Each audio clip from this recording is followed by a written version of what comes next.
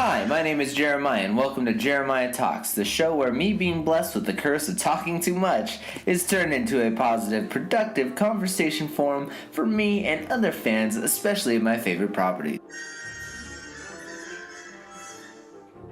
So, hi, and welcome to another show. As you know, I'm Jeremiah. I'm actually the host, and I'll be talking about this episode of Rebels, Droids in Distress, from Season 1 of Rebels. Now, we're going to condense a lot of these episodes down so that we can try to get through these arcs as fast as humanly possible going into May, because we all know that May the 4th means May the 4th be with you, and then of course Cinco de Mayo is right afterwards, and that's Revenge of the 5th. So we're going to try to get up to that, and for Solo coming up in the same month, there's going to be a lot of Star Wars action going on the channel. So if you like Star Wars, stay tuned for the channel for this next month. Like and subscribe and hit that notification bell somewhere down at the bottom. I don't know where those things are, but you guys go ahead and hit them, and you guys will be notified about any one of these ones coming up. Also, while you're at it, the Patreon has full reviews of the episodes coming right after this episode here on YouTube showing up.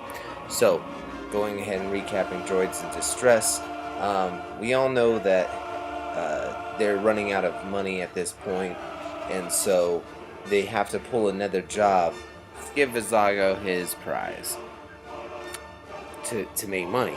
And so now going into this one, you get a little bit of homages coming in from old Star Wars lore and, well, some things that George Lucas did, like you actually get to see the Star Wars droid on here. I'll actually look up the name. If you guys know what it is, write it down in the comments below. That'd help me out a lot. I'm also studying for trying to do a Star Wars tournament soon too, so we'll see what happens with that. So we all know that Governor Price isn't there yet. So the Minister Tua is basically acting governor of Lothal in the meantime, but she's not as competent as Yorinda later on. You'll learn about her in the Thrawn book, by the way, Timothy Zahn. You'll also get to find out a little bit more about Thrawn here in Rebels as well. But yeah, a lot of great sequences. I like the fact that Chopper and Ezra are fighting with each other in this episode. So basically, they're trying to get a container shipment, and so Sabine tells her that it's 17 instead of 7 like it is.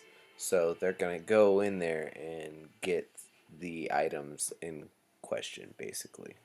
Yeah, as this episode goes on, it's funny how Chopper defends 3PO, and then 3PO likes him. And it's funny because you see that droid in the corner.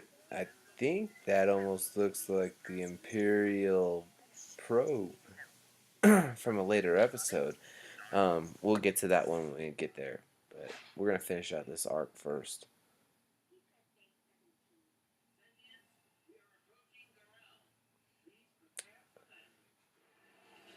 Sabine really sells it in that part of the episode.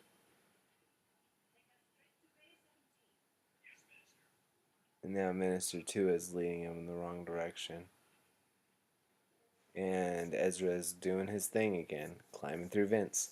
So this is the second episode that we've had that Ezra has climbed through a vent. So we're keeping an active count of this one. It's funny that Ezra is really like Aladdin, and that's what they do is steal to survive, and he is Aladdin in essence, basically. Through these episodes, I've really had an enjoyment of watching Ezra grow with the Force. Like right there, he's using the Force to make his jumps instead of just jumping. He's focusing in before he's doing things, letting his body go through the Force instead of just being a normal kid. And yeah, he still hasn't had any Jedi training yet either. That's the crazy part. He's just doing this all off of instinct. Shows you kind of how powerful. And Ezra's inside of the hangar now. So he's going to get it open for everybody else. And then they'll go ahead and get their shipment.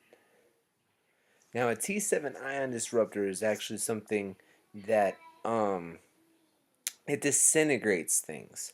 So, like, you remember the all famous line from Darth Vader in Empire Strikes Back to Boba Fett? No disintegrations. Basically, that weapon would disintegrate somebody.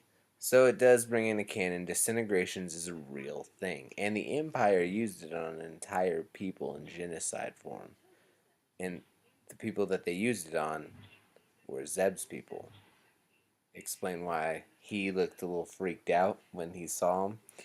They'll go back and explain that later on with Hera and Ezra having a longer conversation about it too. So Zeb taking down all the stormtroopers has been one of my favorite parts of the show so far. Also showing a lot of um, the fights with Kanan using a blaster instead of a. They get out of there safe and sound, and the ghost is off again. Back to Lothal to give Vizago his prize. Which I can't believe they're gonna let him have T7 ion disruptors though. Like, this is the rebels we're talking about here. Why would they give those to him?